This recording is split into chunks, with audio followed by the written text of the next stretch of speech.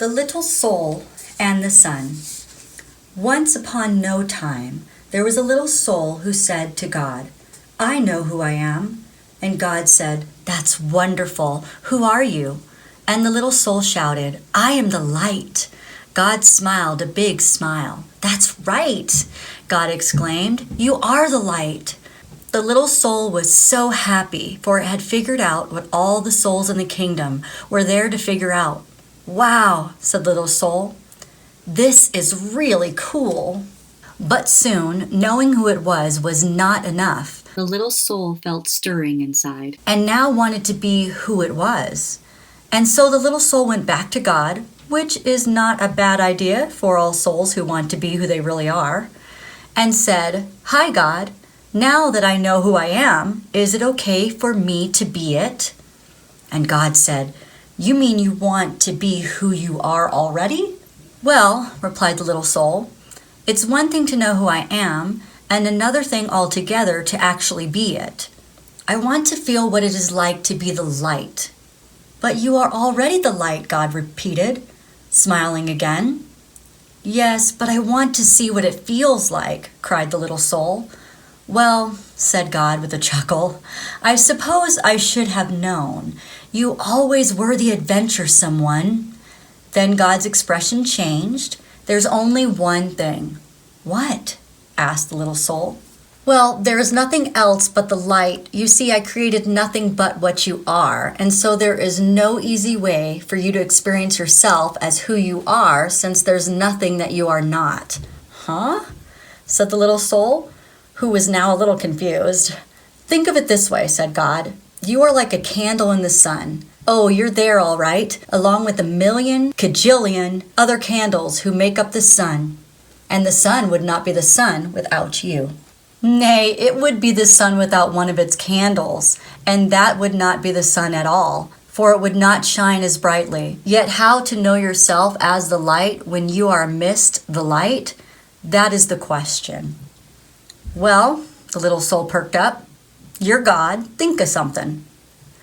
Once more God smiled. "I already have," God said.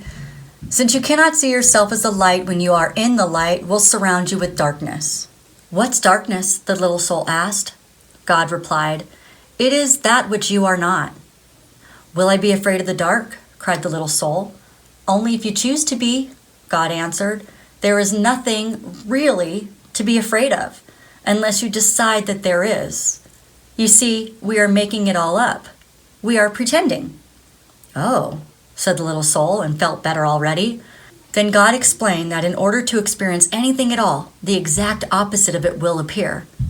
"It is a gift," God said, "because without it, you could not know what anything is like. You could not know warm without cold, up without down, fast without slow.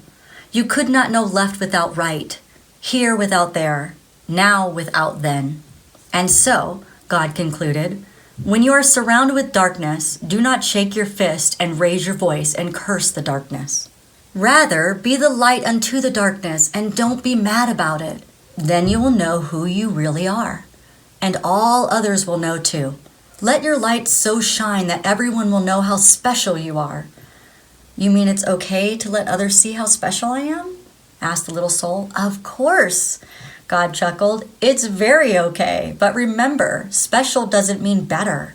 Everybody is special, each in their own way. Yet many others have forgotten that. They will see that it is okay for them to be special only when you see that it's okay for you to be special." "Wow," said the little soul, dancing and skipping and laughing and jumping with joy.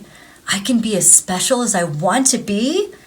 "Yes, you can start right now," said God, who was dancing and skipping and laughing right along with the little soul.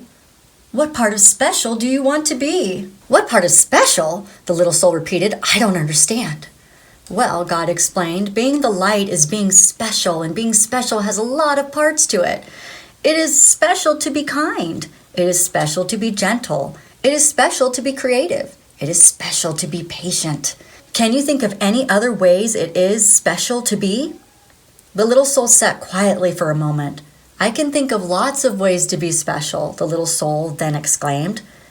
"It is special to be helpful. It is special to be sharing.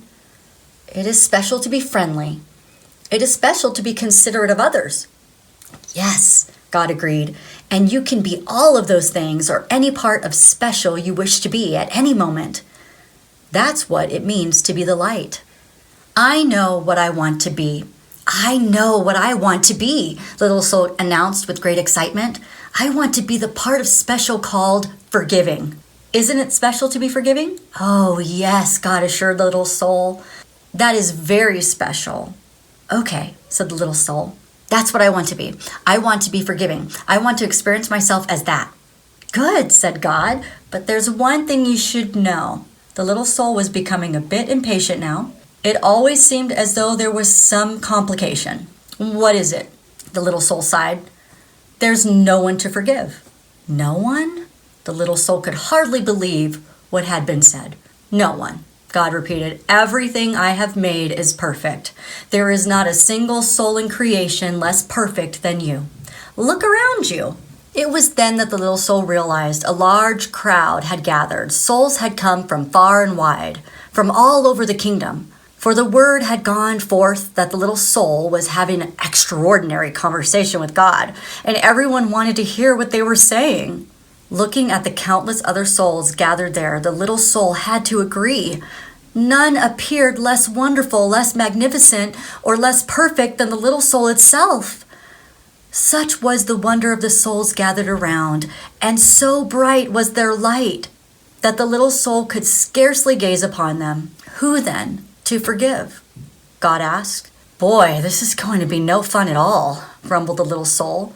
I wanted to experience myself as a one who forgives. I wanted to know what that part of special felt like. And the little soul learned what it must feel like to be sad. But just then, a friendly soul stepped forward from the crowd. Not to worry, little soul, the friendly soul said. I will help you. You will? The little soul brightened up. But what can you do? Why, I can give you someone to forgive. You can? Certainly, chirped the friendly soul. I can come into your next lifetime and do something for you to forgive.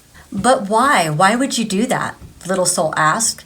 You who are a being of such utter perfection, you who vibrate with such speed that it creates a light so bright that I could hardly gaze upon you, what could cause you to want to slow down your vibration to such a speed that your bright light would become dark and dense? What could cause you, who are so light that you dance upon the stars and move throughout the kingdom with the speed of your thought, to come into my life and make yourself so heavy that you could do this bad thing? Simple, the friendly soul said. I would do it because I love you. The little soul seemed surprised at the answer. Don't be so amazed, said the friendly soul. You have done the same thing for me, don't you remember? Oh, we have danced together, you and I, many times. Through the eons and across all the ages, we have danced. Across all time and in many places, we have played together. You just don't remember. We have both been all of it. We have been the up and the down of it, the left and the right of it. We have been the here and the there of it, the now and the then of it. We have been the male and the female, the good and the bad. We both have been the victim and the villain of it. Thus we have come together, you and I, many times before, each bringing the other the exact and perfect opportunity to express and to experience who we really are. And so, the friendly soul explained a little further, I will come into your next lifetime and be the bad one this time. I will do something really terrible, and then you can experience yourself as the one who forgives. But what will you do? The little soul asked, just a little nervously. That will be so terrible. Oh, replied the friendly soul with a twinkle. We'll think of something. Then the friendly soul seemed to turn serious and said in a quiet voice, You are right about one thing, you know. What is that? The little soul wanted to know. I will have to slow down my vibration and become very heavy to do this not so nice thing. I will have to pretend to be something very unlike myself. And so I have but one favor to ask of you in return. Oh, anything, anything, cried the little soul, and began to dance and sing. I get to be forgiving? I get to be forgiving. Then the little soul saw that the friendly soul was remaining very quiet. "What is it?" the little soul asked. "What can I do for you? You are such an angel for being willing to do this for me." "Of course this friendly soul is an angel," God interrupted. "Everyone is. Always remember, I have sent you nothing but angels." And so the little soul wanted more than ever to grant the friendly soul's request. "What can I do for you?" the little soul asked again. "In the moment that I strike you and smite you," the friendly soul replied, "in the moment that I do the worst to you that you could possibly imagine, in that very moment." "Yes?" the little soul interrupted. "Yes?" The friendly soul became quieter still. "Remember who I really am." "Oh, I will," cried the little soul. "I promise. I will always remember you as I see you right here, right now." "Good," said the friendly soul, "because you see, I will have to be pretending so hard. I will have forgotten myself. And if you do not remember me as I really am, I may not be able to remember for a very long time. And if I forget who I am, you may even forget who you are, and we will both be lost. Then we'll need another soul to come along and remind us both of who we are." "No, we won't," the little soul promised again. "I will remember you, and I will thank you for bringing me this gift, the chance to experience myself as who I am." And so the agreement was made, and the little soul went forth into a new lifetime, excited to be the light, which was very special, and excited to be that part of special called forgiveness. And the little soul waited anxiously to be able to experience itself as forgiveness and to thank whatever soul made it possible. And at that moment, in that new lifetime, whenever a new soul appeared on the scene, whether the new soul brought joy or sadness, and especially if it brought sadness, the little soul thought of what God had said. "Always remember God had smiled. I have sent you nothing but angels."